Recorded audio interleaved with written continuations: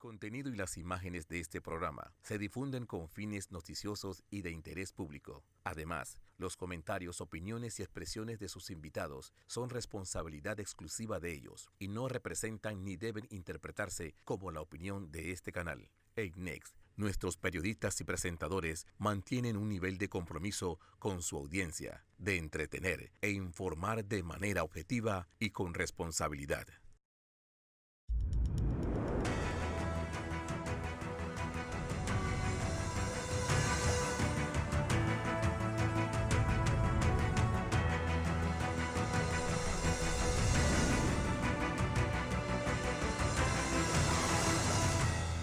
Muy buenos días, Panamá. Hoy es domingo 9 de octubre. Usted nos ve por Next, Canal 21, nos escucha por KW Continente.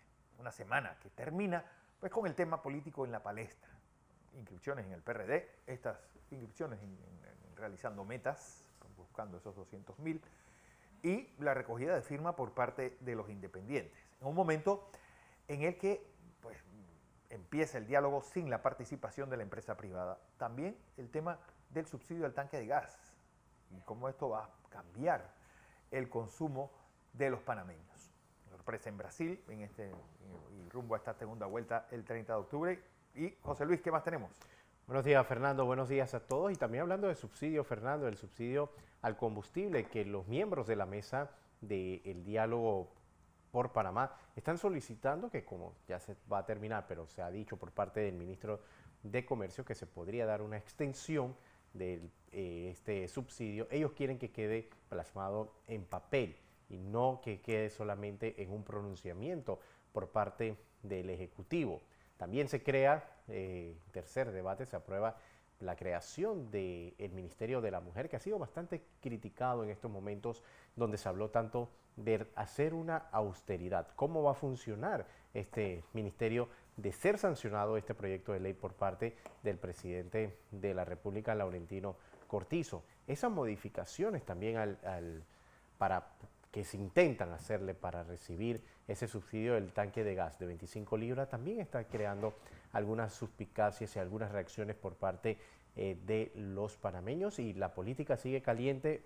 Este fin de semana, jornada de inscripciones, también siguen los independientes buscando esa firma de respaldo. La mayoría se la siguen dando los que militan en un partido político y que tanto han sido también criticados por pertenecer a partidos políticos. Sin embargo, también, Fernando, estos mismos que aspiraban a un cargo, hoy día por la independiente se están ya saliendo, están abandonando el barco. Así es. Bueno, Guillermo Antonio Ruiz, como siempre, bienvenido.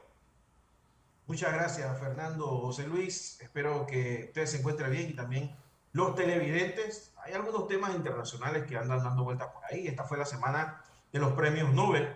Sí. Y como siempre, se esperaba que algo que tuviera que ver con Ucrania pasara con el Premio Nobel de la Paz. Efectivamente sucedió. Pasó, Y ya para el lunes viene, si no me equivoco, en economía. Pero el otro tema también es las discrepancias que hay dentro del Kremlin en Rusia. Ojo con esto, ¿eh?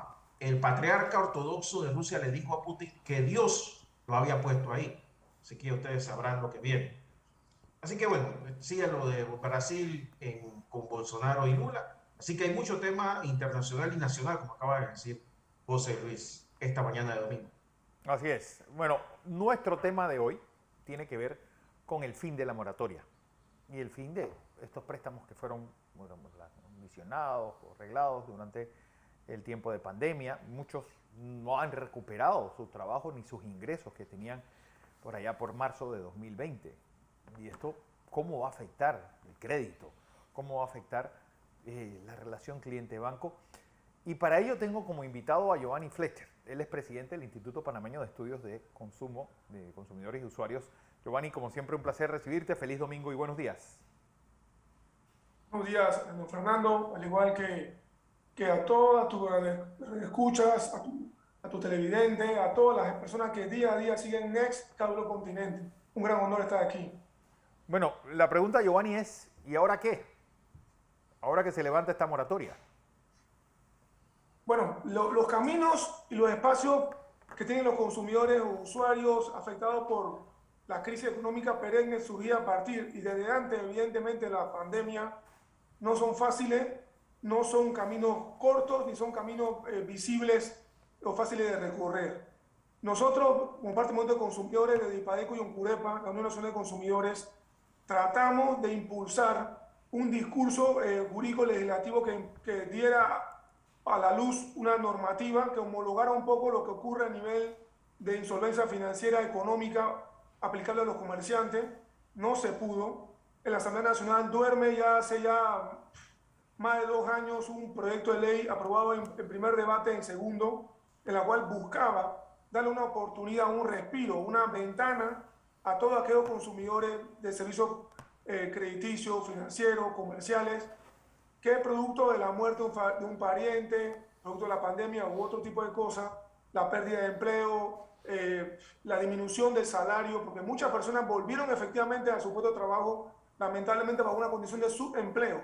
Muchas empresas, producto de la condición económica crítica, bajaron los montos de salario y los trabajadores, lamentablemente en muchos casos, tuvieron que aceptar retornar con salarios muy disminuidos o simplemente quedarse en la calle sin ningún tipo de opción económica. Hay todo un universo de condiciones afectatorias de muchísima gente que no pudo regresar a los niveles patrimoniales que obtenían antes de la pandemia y que tuvieron que seguir enfrentando, entre comillas, las deudas, las acreencias por parte del banco, financiera, cooperativa, allende las teóricas moratorias financieras que nunca fueron tales y que hoy día, frente a la disminución o la eliminación de ese tipo de, entre comillas, freno, van a tener que enfrentar una realidad que ya se está percibiendo en los tribunales con el aumento despavorido de decenas y decenas de juicios ejecutivos, con la aplicación por parte de muchas fiduciarias de actos de cobro privativo de índole privado, donde las personas están en su casa viendo televisión, miran por la ventana y ven como una grúa se lleva su vehículo o su carro que tiene 1 o 2 años pagando. Frente a las acciones de todo tipo y clase frente a bancos, ante los juzgados civiles de circuito, con demandas por impago, moratoria, por atraso, y todo un universo de condiciones que vuelven todas estas condiciones de los consumidores en una ensalada de mango muy difícil de solventar y menos digerir. Muy difícil todo. Bueno, porque, es decir, ¿qué hacer? ¿A qué invocar ahora que mucha gente no se ha acercado a un banco por la sencilla razón de que dice, es que no tengo que decirle, ¿qué le ofrezco?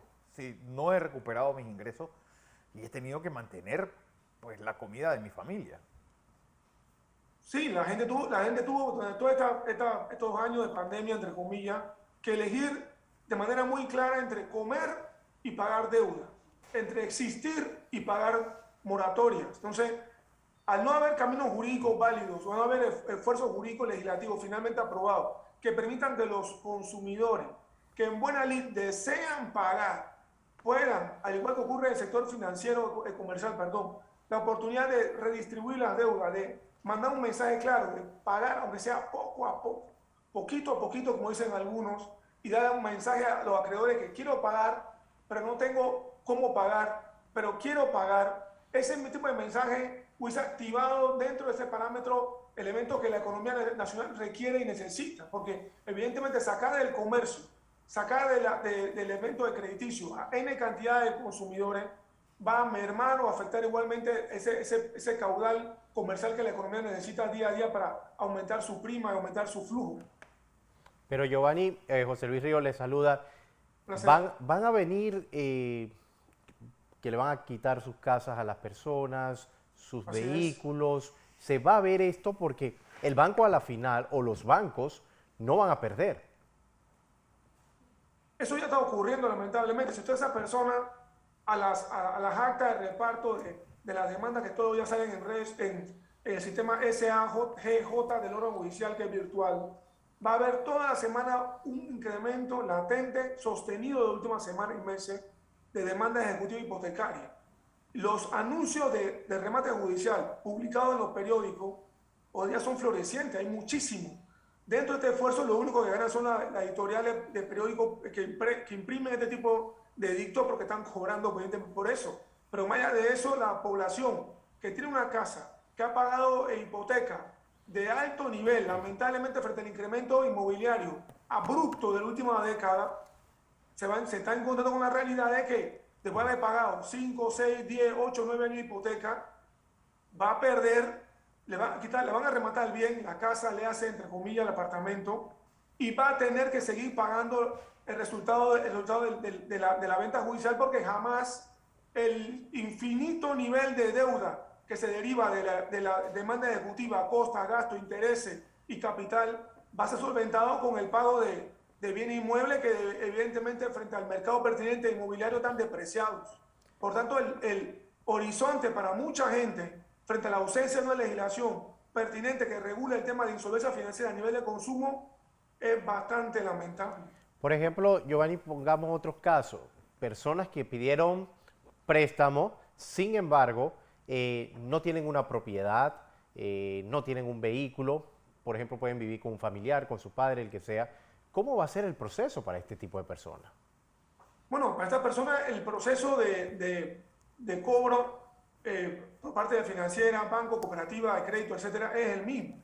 Seguramente esta persona tuvieron que, para acceder a un préstamo de índole personal, en función de un préstamo de consumo que no implica una casa o un vehículo a motor, seguramente tuvieron que poner fiadores, Claro. o codeudores, porque los bancos financieros y entidades crediticias obviamente piden garantía prendaria, garantía inmobiliaria, garantías personales. Dicho eso, estas entidades van a perseguir a los deudores, a los codeudores y a los fiadores. Y vamos a ver a estos fiadores con casa, con carro, de su propio pecunio comprado para otros fines, también lo van a perder, porque al final del día el banco, la financiera, la cooperativa, persiguiendo a los codeudores o fiadores, entiende que los cofiadores o deudores, o los fiadores o los codeudores no tienen fondos líquidos para cubrir la deuda del deudor principal, van a mirar el registro público, van a mirar el registro vehicular de la ATT y van a ver que estas personas sí tienen bienes muebles o inmuebles con que reponer y también van a ir por ellos. Esa es la regla de la selva judicial en esta materia. Giovanni, ¿qué pasa, por ejemplo, con tarjetas de crédito que me han dicho que es una deuda que aumentó de forma desproporcionada durante la pandemia? Y Sí, obviamente es algo que no tiene garantías claras. Bueno, los bancos que se dedican fundamentalmente a este tipo de negocio de tarjeta de crédito, históricamente siempre han buscado mecanismos alternos para cobrar. Efectivamente, los bancos no piden garantía hipotecaria, ni prendaria, ni personales para cobrar tarjetas, pero dentro del tamiz de todo el espectro judicial, los abogados de estos bancos financieros y cooperativas tienen toda la experticia y conocimiento y saben perfectamente que solamente tengo que encontrarle al deudor una fuente de renta y por ahí me voy a cobrarse. Igual miran el catálogo de propiedades, miran el catálogo de trabajo e invocan evidentemente el embargo o secuestro per se de salario, de fincas, de inmuebles, de vehículos y lo que le encuentre. Así va a ocurrir, así está ocurriendo. ¿Qué tan El legal? panorama no es divertido. ¿Qué tan legal, Giovanni, es que yo tengo un préstamo y una cuenta de ahorros, una cuenta de corriente o de PF en un banco y que el banco, sin avisarme, se cobre la deuda de mi dinero? Sí, bueno, ese es un tema que está siendo muy sonado, producto de una mítica demanda que Acudeco presentó contra un banco especializado en materia de tarjeta de crédito. Lo que nosotros podemos comentarte, Fernando, y a toda la audiencia que escucha en general, es que desde la Unión Nacional de Consumidores, hace mucho tiempo, hemos venido comentando casualmente en el programa Hablan los Consumidores de esta gran emisora acá de los continentes, fallos, jurisprudencia activa de la Corte Suprema de Justicia, venida de los Tribunales Personal del Consumidor, donde se entiende que esta práctica es totalmente ilegal. Ya los juzgados de personal del consumidor a través del Tercer Tribunal Superior de Comercio dictaminaron hace más de 7 u 8 años que las cláusulas que imponen este tipo de práctica dentro de los contratos ergo, de préstamo, de tarjeta de crédito y demás, son nulas de nulidad absoluta. Concurriendo ante las asociaciones de consumidores o ante abogados expertos en materia de personal del consumidor, podrían perfectamente un consumidor enfrentar esta situación alevosa, presentar una demanda de nulidad por cláusula abusiva contra los abogados de personal del consumidor y seguramente bajo el tamiz de la jurisprudencia que ya existe, lo ganaría. El problema que requiere esfuerzo judicial, costo y demás, y el tema no es fácil, pero a la postre ya existe jurisprudencia sobre esta materia. Pero, Giovanni, el primer problema aquí es que, ¿dónde acudo? porque no hay una especie de tribunal de usuarios bancarios.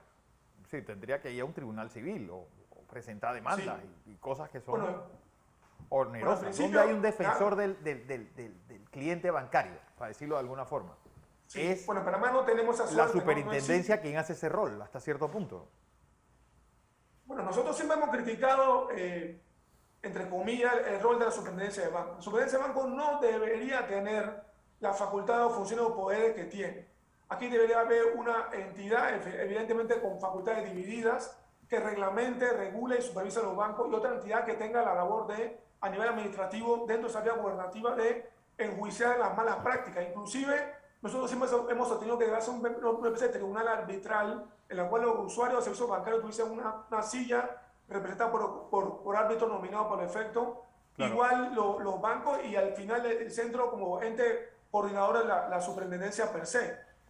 Los consumidores tienen el derecho, la chance y la oportunidad de concurrir ante los juzgados de personal del consumidor. Tienen que ir ahí porque no hay otra instancia. ACODECO no puede meter la mano en materia bancaria, lamentablemente en muchos casos, y tampoco tendría la fuerza para ver el volumen de demanda. Los consumidores se tienen que agrupar, visualizar este tipo de situaciones a nivel grupal y presentar lo que nosotros hemos denominado y se regula en la ley demanda class action, demanda colectiva de clase. Hay mucha experiencia acumulada por parte de las asociaciones de consumidores como CUREPA y PADECO en esta materia, e invitamos a los consumidores que consulten, se asesoren, visualicen la posibilidad, porque la única forma de enfrentar este tipo de abuso masivo a nivel colectivo es con demanda colectiva, tal cual ocurre en otras jurisdicciones mucho más modernas o desarrolladas como Estados Unidos y Europa. Claro. José. Vamos a ver si Memo tiene alguna pregunta. ¿Tienes alguna Memo? pregunta? Guillermo Ruiz con nosotros también. Guillermo. Porque, bien, pues sin lugar a dudas, sí, algo que esperamos que no sea esta explosión social que estamos... Sí, yo lo que quería contribuir era de que una de las cosas que más me cuentan que se da es el acoso al deudor por parte de esos terceros de los que tú hablas, que atiborran de llamadas a familiares, a amigos, a cuanto número tengan por ahí, y eso no se termina de resolver. Incluso he escuchado de temas, y ya lo he leído por parte de ACODECO, que ha tenido que buscarlos a ellos porque llegan a arreglos con los famosos empresas esas que te hacen el alcance, el tema este, y al final no te borran la deuda en la asociación esta de crédito, y tú terminas correteándolos a ellos para que arreglen tu problema. Entonces, lo que hace la gente es que se inhibe ante esas cosas. O sea, es un mundo en el cual da la impresión de que no hay un ente regulador que facilite a la persona ni estar, ni guardar sus datos, ni tener sus datos, porque yo quisiera saber por qué un banco tiene que tener los datos de una persona, pasársela a un tercero. Y lo otro es que cuando tú pues decides que vas a arreglar, entonces al final tienes que corretear al que te dijo que te lo iba a arreglar. O sea, es como un mundo en el cual tú entras en una deuda y quedas ahí por años y años, aunque cooperes. Sí, el tema es complicado. Evidentemente muchos bancos de entidades financieras lo que hacen es tercerizar la labor de cobro, como ha citado, y evidentemente el consumidor se encuentra permanentemente asediado, cercado por llamadas a su trabajo, por email, por todo tipo de chat, donde se le exige cobrar, porque esta empresa que tercerizan de una u otra forma la acción de cobro cobran comisiones por ese efecto. El tema no es fácil. Evidentemente la labor de entidades públicas, le hace a ACODECO, Superintendencia de Banco, también requiere afinarse más en esta materia. También hay un componente que efectivamente citas referente a la violación per se de la ley de protección de datos. Hay mucho de violación de datos en todo el mercado pertinente de panameños de datos e información, y el universo de todo este tipo de situaciones se vuelve cada vez más gris frente a la ausencia de legislaciones claras como la que nosotros propusimos en su momento, que hubiesen permitido de una u otra forma acrecentar la posibilidad de que los consumidores pagaran la deuda que entienden que deben y que quieren pagar, pero de una manera humana y dentro de la permisibilidad posible. Bien, Fernando, yo quiero aprovechar también la oportunidad que tenemos con Giovanni para hacerle estos cuestionamientos también sobre el tanque de gas de 25 libras, porque vemos que las empresas que lo distribuyen exigen muchas cosas, pero ¿cuándo le van a hacer caso al usuario, Giovanni, de que si realmente nos están vendiendo un tanque de gas de 25 libras del producto. No, además de que si lo que están metiendo ahí es qué gas, porque me dicen que mezclan butano y metano y no es lo que nosotros estamos aspirando. Hay escenarios peores. Lo que pasó en el aeropuerto, que algunas pesas en el aeropuerto, que algunas pesas no funcionaban. O sea, da la impresión de que estamos en indefensión. Bueno, todo el universo de condiciones que ustedes citan es parte del mare magnum diario que los consumidores vivimos, de un lado y de otro, ¿no? El tema del gas es una novela de una muerte anunciada, se puede decir, parafraseando al insigne Gabriel García Márquez. Nosotros, los consumidores, somos rehenes de la circunstancia. Se sabía hace mucho tiempo por parte de la empresa que terminaba advirtiendo que no se le pagaba, no se solventaba de manera adecuada su deuda. Eso es evidentemente labor del Estado a través de su entidad administrativa. Lamentablemente también existen muchos llamados donde se anota o aduce que el famoso tanquecito de 25 libras no pesa lo que pesa. En el pasado ha habido centenares de casos donde los bomberos, Codeco y demás han demostrado que en muchísimos casos esto es así. También tenemos la circunstancia anómala de que existe toda una historial de divergencia con respecto al tema de la misma válvula. Si existiese una válvula única en la práctica tal cual, existe una ley que la regula y aprueba y lo ordena hace décadas, quizás las personas que hoy día corrieron ayer, en muchos casos que conocimos, que nos llamaron decenas de personas, a correr a tratar de encontrar dentro de esa periferia de su casa un tanque efectivamente perteneciente a esta empresa, que no encontraron jamás, no tuviesen problema, porque pudiesen migrar al uso de la otra compañía, dentro del duopolio que existe naturalmente hablando. El tema es complejo, el Estado debería regularizar efectivamente este tipo de prácticas. Solamente la opción de que la empresa aduzca que va a dejar de distribuir genera una afectación natural, material grave dentro de un bien estratégico nacional como es el gas. Eso no se debe volver a permitir en función de que la gente que tenía gas todavía corrió a acaparar, a comprar para tener, y eso desabasteció el mercado. ¿Y cuánto tiempo demoraremos, lamentablemente, dentro del mercado pertinente de este tipo de productos en abastecer adecuadamente? Porque el tema es complejo y Giovanni, difícil. Porque una demanda puesta por ustedes, pues puso el dedo en la llaga con lo del arroz. Es decir, ¿por qué todo lo que está subsidiado por el gobierno siempre tiene una trama oscura detrás? Sí, esos son unos fenómenos psíquicos mágicos de la existencia en Panamá, donde evidentemente siempre observamos cosas como esta que llaman la atención. Y hace mucho tiempo se debió haber regularizado el tema del gas, no solamente con el tema del peso, el uso, el goce, sino también mucha gente está clamando por abrir el mercado y explorar que se abra el mercado de importación directamente del balón de gas, directamente del exterior, para ver si disminuye el precio. Otra gente está hablando evidentemente que hay que regularizar. Nosotros lo dijimos en Cable Continente, que habla de los consumidores hace mucho tiempo antes que el Estado se le ocurriese, que se perfeccionara un mecanismo donde la cédula de identidad personal se ligase efectivamente al tema del gas. Hay personas de altísimo recurso a nivel económico que no debería tener la chance de poder comprar gas subsidiado, Claro, porque okay. puede pagarlo. Pero ¿cómo se llevaría eso, Giovanni? Porque, por ejemplo, si vive, ¿cuántos tanques de gas podrían comprar una persona? Porque hay residencias que tienen 2 tanques de gas de 25 libras para tener allí. No, uno por para si la acaso, lavadora y otro para la secadora. Correcto. Y uno para el... y otro por si acaso se le acaba y no hay, cocina. tenerlo ahí mismo. Bueno, hay que buscar mecanismos en los cuales evidentemente haya la chance de poder una persona dentro de un rango económico por debajo de la línea de la riqueza tener acceso. Si uno explora determinado tipo de zona de playa de alto nivel o estándar, tienen tanque de gas. O sea, no estamos diciendo nosotros que como consumidores no tengan derecho per se a tener. Sí. Deben tenerlo y deben tener acceso. El problema es hasta dónde el Estado puede subsidiar personas que ni siquiera por el lugar donde viven, sino la capacidad económica de esta persona de adquirir este tipo de cosas que el resto de los consumidores pagamos con nuestros impuestos de una forma u otra. Así es. Giovanni Fletcher, presidente de IPADECU. Gracias. Voy a información comercial. Gracias. Cuando regresemos, Salud. pues hay mucho más que contarles. ¿Cómo va a ser la vuelta de los carnavales? Ahora que el presidente ha dicho ferias, cabalgatas, desfile, milpolleras, carnavales, puede ponerse a rodar esa economía, pues con tan pocos meses de antelación, después de 2 años de no celebración. ¿Cómo va a ser esa vuelta al jolgorio y a la llamada fiesta del panameño? Además, en el tema internacional, las elecciones de Brasil y pues, esta decisión de la OEA y sobre todo esta votación pues que un poco dibuja cómo está el mapa de lealtades en América Latina. Muchas cosas que contarles hoy domingo, 9 de octubre.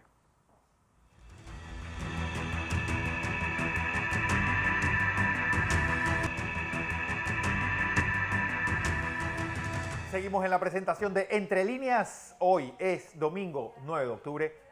Y, bueno, ¿cómo va a ser esa vuelta a la llamada fiesta de los panameños? ¿Cómo se han ido alimentando las tunas para presentar esa vistosidad, esa alegría y toda esa parafernalia que presentan y desde el 1 de enero, desde la noche de Nochevieja, desde el 31 de diciembre, en la ciudad de Las Tablas, sin lugar a dudas el epicentro del carnaval panameño? Para eso me acompaña Carlos Joel Morales, él es presidente de la Tuna de Calle Abajo de Las Tablas. Carlos Joel, bienvenido a Next Noticias y buenos días. Feliz domingo. Muy buenos días, Fernando, y a todos los televidentes. Buenos días. Bueno, ¿cómo va a ser esa vuelta a mover esa rueda de los carnavales? Bueno, yo creo que tú eres bastante joven para recordar lo que fue el carnaval del 90 o el carnaval del 2001, cuando lo adelanta.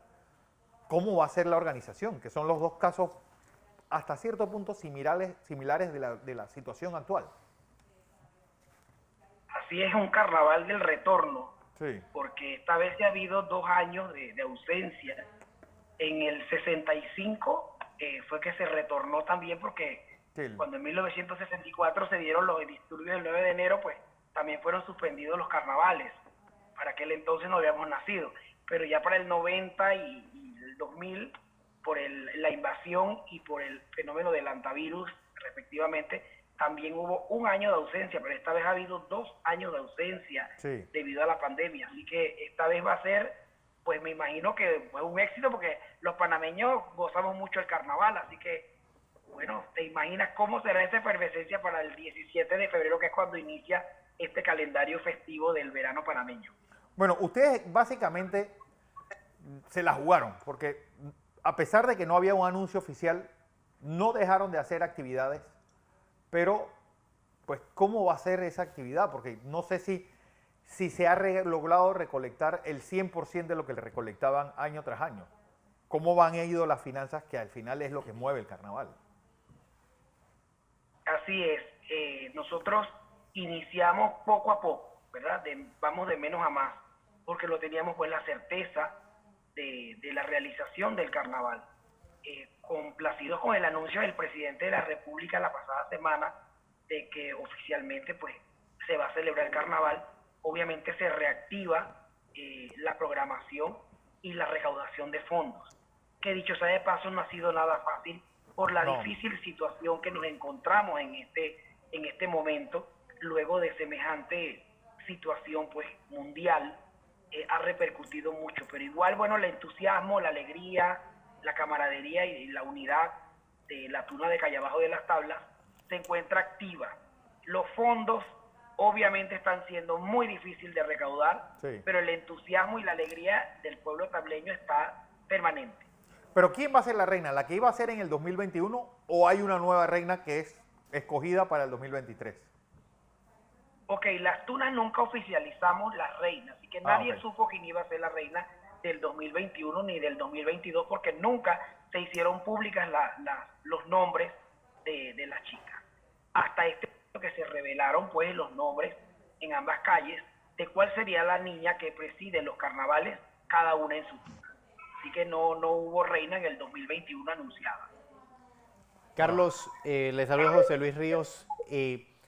La gente piensa que los carnavales solamente es la mojadera y ver el paseo de reina. Sin embargo, hay muchos detrás de esto que también se le puede generar la economía con esta autorización del presidente Cortizo de permitir la celebración de los carnavales y otras fiestas. Por ejemplo, el artesano, el que arregla el carro donde va a salir la reina, los trajes, los decoradores, el que hace las coronas, o sea, en fin, un grupo de personas que también se le activa su economía, para que nos hable un poco de esas personas que también se ven beneficiados de estas actividades. Así es, Ríos. Mira, qué buen punto y qué bueno que lo mencionas, porque siempre vemos que el carnaval es, bueno, es una fiesta, definitivamente se hace para gozar y para parrandear, cada uno en su estilo y cada uno con su manera. Pero definitivamente el carnaval tableño es una industria cultural que genera dividendos directos a familias tableñas, a personas que en el año se le inyecta muy poco al pueblo de las tablas. Acá nosotros tenemos una economía muy lenta. Sí. Todos sabemos que muchos pueblos del interior, y sin exceptuar Las Tablas, que es una cabecera de provincia, la economía se mueve muy lenta, y este año de reactivación muchísimo más.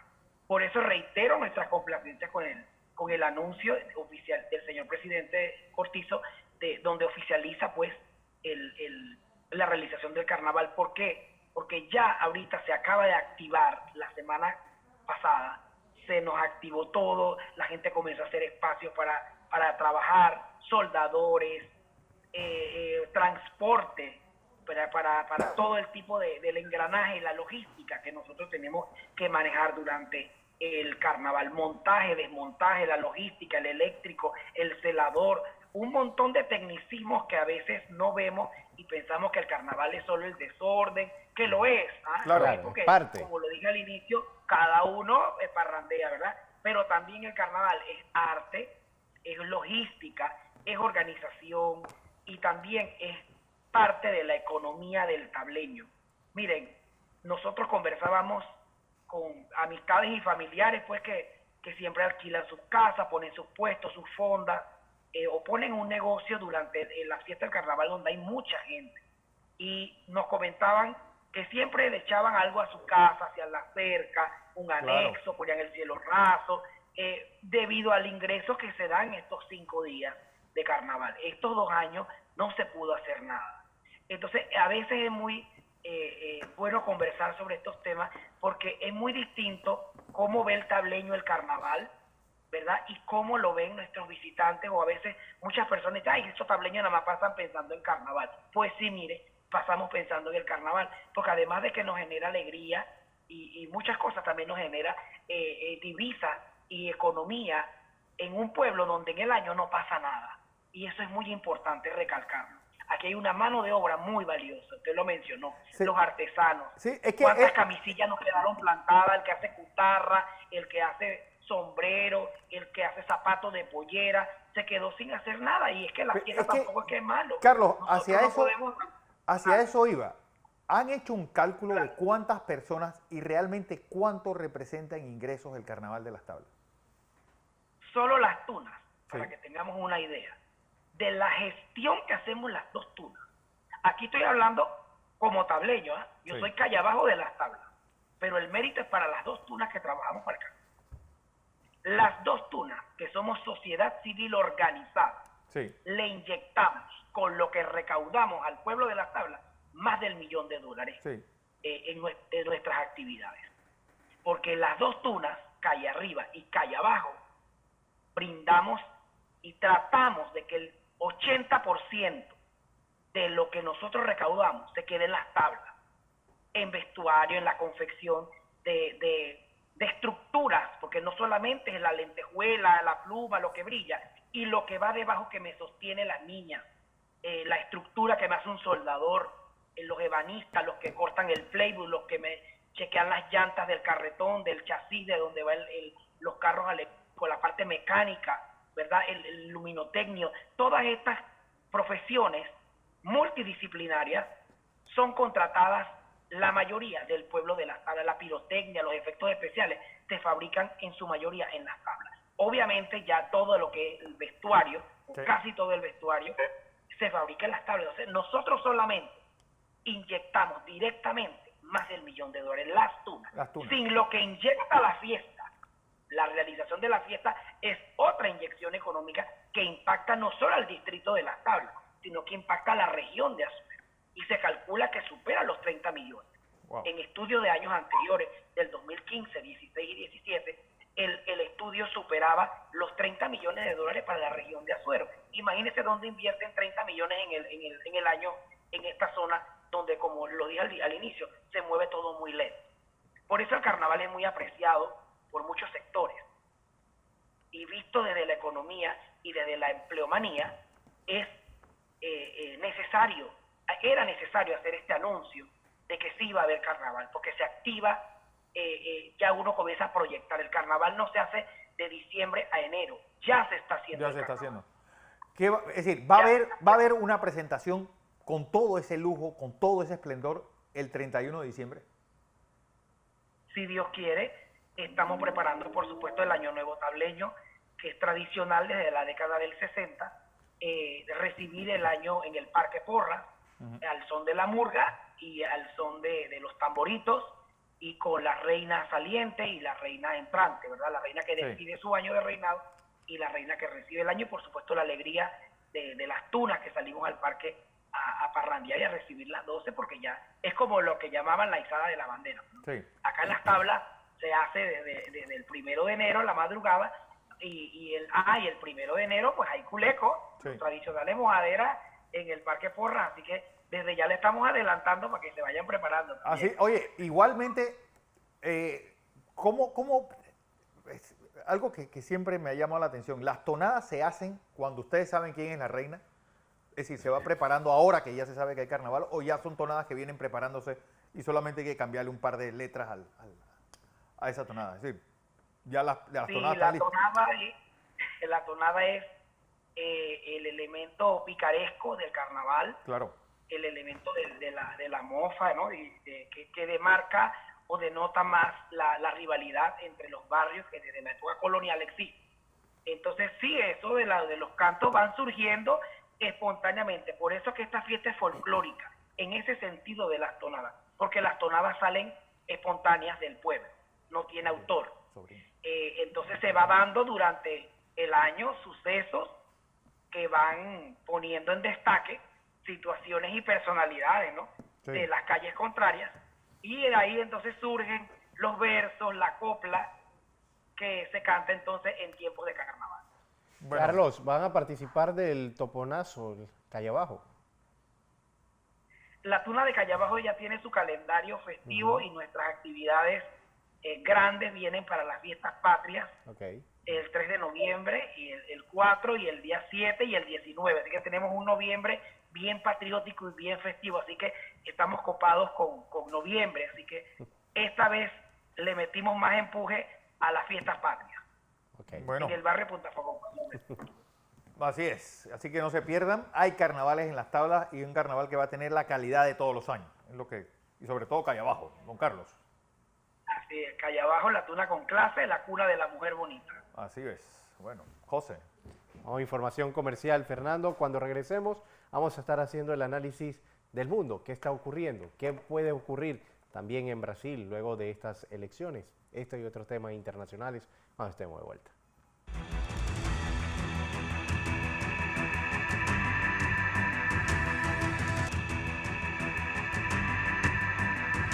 Regreso con más de Entre Líneas, y es el momento de hacer el análisis internacional, y nos acompaña como todos los domingos Alonso Correa. Alonso, bienvenido, buenos días. Buenos días, José Luis, y feliz domingo a todos.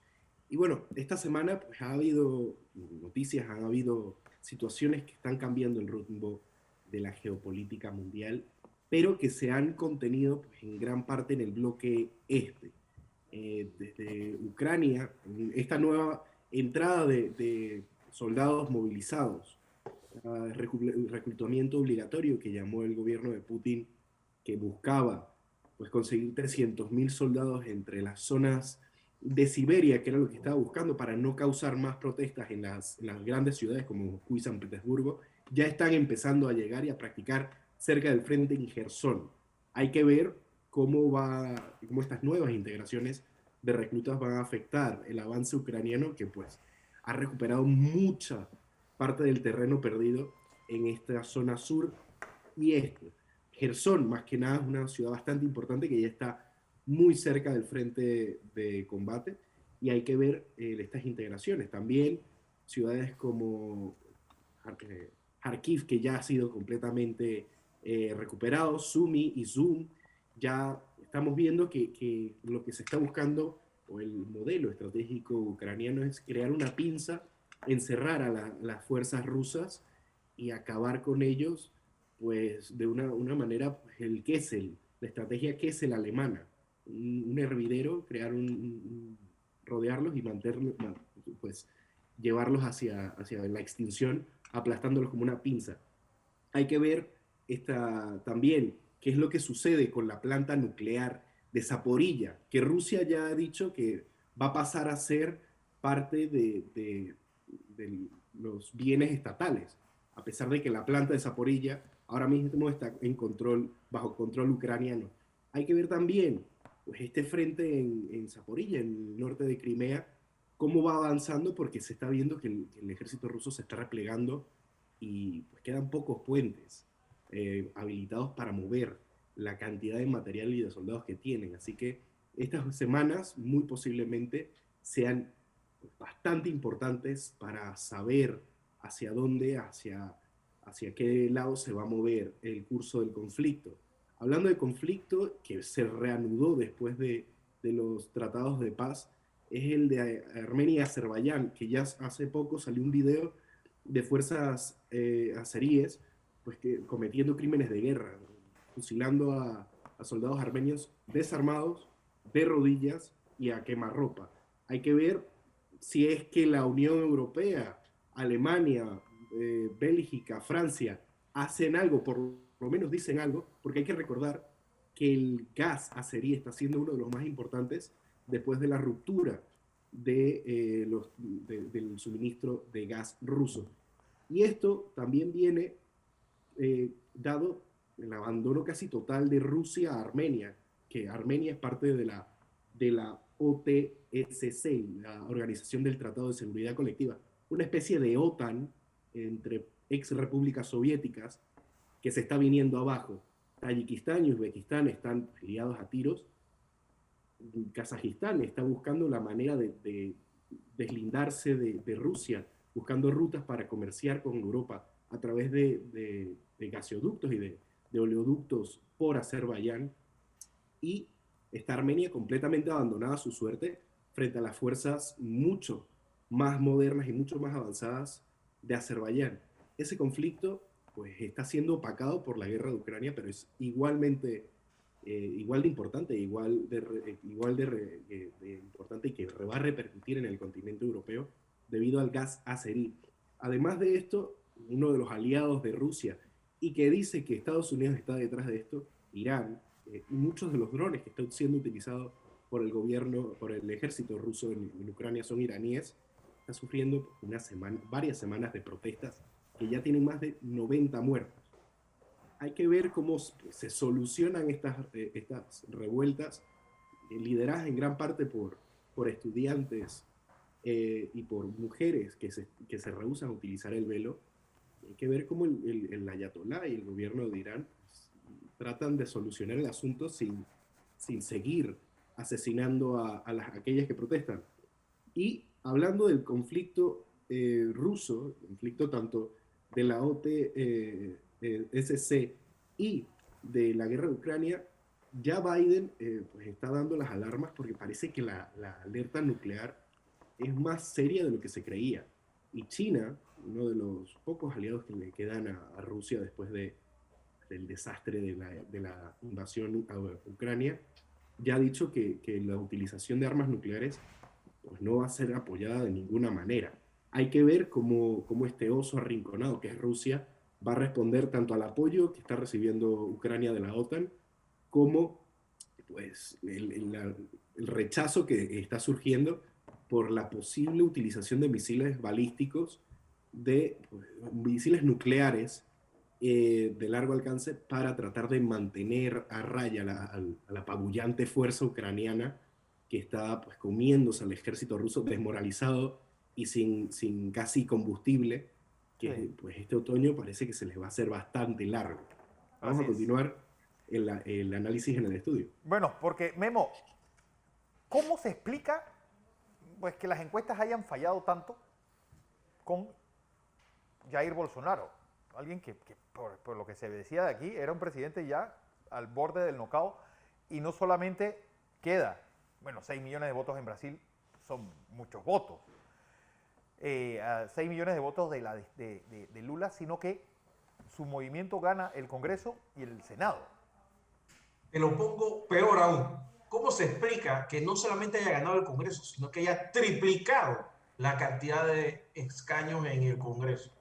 O sea, ahí te das cuenta de la enorme manipulación que hay de los medios de comunicación brasileños en algunos internacionales de la situación de Brasil.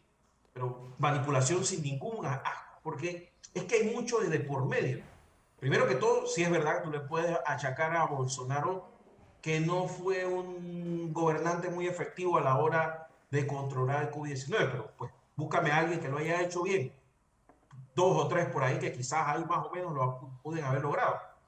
Pero salvo eso, yo no encontraba a nadie que señale a Bolsonaro de haber estado en escándalos, en temas de... Bueno, Lula es todo lo contrario. Lula puede hacer un rosario de temas legales en los cuales él ha estado metido.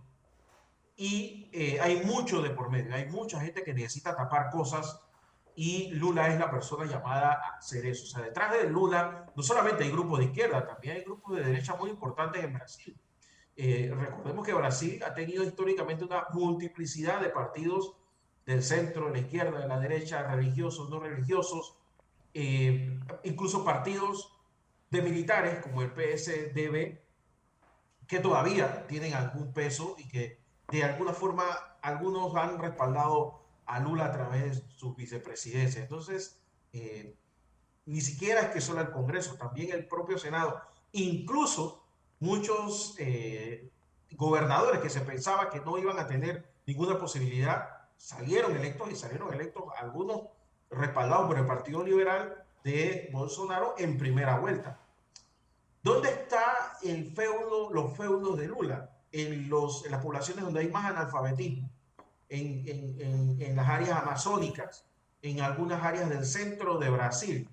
Bueno, en esos lugares, a pesar de todo, te encuentras una abrumadora ventaja de Lula. ¿Por qué? Porque durante su administración, también hay que reconocer, que sacó a muchísima gente de la pobreza a través de planes de subsidios, que es la forma moderna de decirle a la gente, bueno, aquí no hay pobres, porque reciben un dinero de nosotros, o sea, de todos los contribuyentes. El gobierno de Bolsonaro ha tratado de revertir eso poco a poco, porque no tiene ningún sentido que un Estado Memo, subsidie es que en el tiempo a los más pobres. La división de Brasil es casi a la mitad. Un norte muy pro Lula y un sur azul totalmente. Bueno, pero es que el sur es un sur muy poblado. Sí, Río de Janeiro, Minas Gerais, Sao Paulo. ¿Entiendes? O sea, es muy poblado y es muy movilizado. Otro tema que va a pasar ahora es que ya se dieron las elecciones de gobernador, donde algunos de los de Lula ganaron. Ya se dieron las de senadores, las de Congreso. Entonces, la movilización va a ser mucho más difícil en la segunda vuelta. Vas a ver un porcentaje importante de abstención. ¿Eso a quién beneficia? Siempre beneficia al candidato de gobierno, siempre. Sí. Entonces, aquí es donde las encuestas, yo no sé si están viendo eso. Yo creo que las encuestas en Brasil, lamentablemente, están siendo bastante utilizadas para poder influenciar a la población. El problema es que no ha dado resultado. Pero el tema de las encuestas va a tener que ser revisado pronto porque ya es casi una tendencia, sobre todo en América Latina, donde no hay forma que pegue. Ahora, de que está como lo dices, 50-50, lo está. Y eso también te dice cómo anda la situación en cuanto a los políticos en Brasil, porque Bolsonaro no es precisamente el mejor presidente que ha tenido esa nación. La verdad, y Lula muchísimo menos. Pero lo cierto, Memo, es que pues aparece ahora también, y Bolsonaro encima dice, ustedes quieren terminar como Argentina, Perú o Colombia. Bueno, un escándalo de proporciones bíblicas en Colombia ahora, que el señor Petro le ha dado por comprar pues unas cosas absurdas. Un televisor de 80 pulgadas, una alfombra hecha con plumas de avestruz, alfombras, almohadas con plumas de ganso. Es decir, ¿para qué meterse en esos berenjenales? Cosa que todos sabíamos que iba a pasar. Claro. En plena campaña andaba viajando a Madrid en jet privado y tomando champaña. Tampoco es de extrañarnos, porque ese es el comportamiento de estos grupos de ultraizquierda que llegan a los gobiernos. El de Perú, más excéntrico no puede ser. El de Chile no lo sabemos todavía, pero dale tiempo para que veas a dónde van a salir las cosas. Cristina Kirchner, ni hablar. Sí. O sea, todos estos tipos tienen ese comportamiento. No recuerdas a Chávez usando 2 Rolex, uno en cada mano, en cada brazo. mano, sí. Así O que Fidel es Castro un mismo. comportamiento normal de ellos.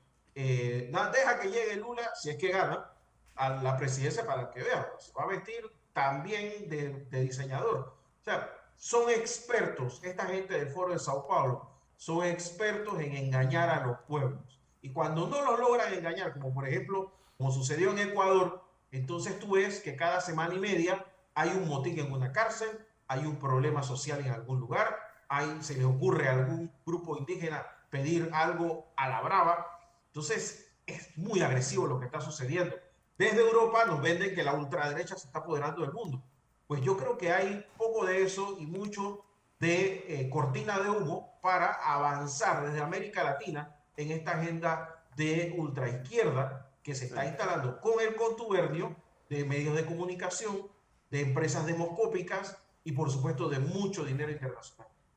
Bueno, José, ¿qué nos espera esta semana? Bueno, mañana inicia esa vacunación pediátrica, Fernando, a los menores de 6 meses en adelante, hasta los 4 años de edad. ¿Qué va a suceder entonces con esta nueva estrategia que trata de hacer el gobierno para tener un poco más de control en el subsidio de gas de 25 libras? ¿Cuáles van a ser esos planteamientos que se van a dar durante esta semana? Le daremos seguimiento a lo que ocurre en esa mesa de diálogo por Panamá. Bueno, eso es lo que teníamos que contarles a todos. Gracias a todos por su audiencia. Recuerden, este programa se retransmite a las 6 de la tarde por KW Continente. A todos, gracias por su sintonía. Mañana 6 en punto de la mañana. Les esperamos en la edición matutina de Next Noticias.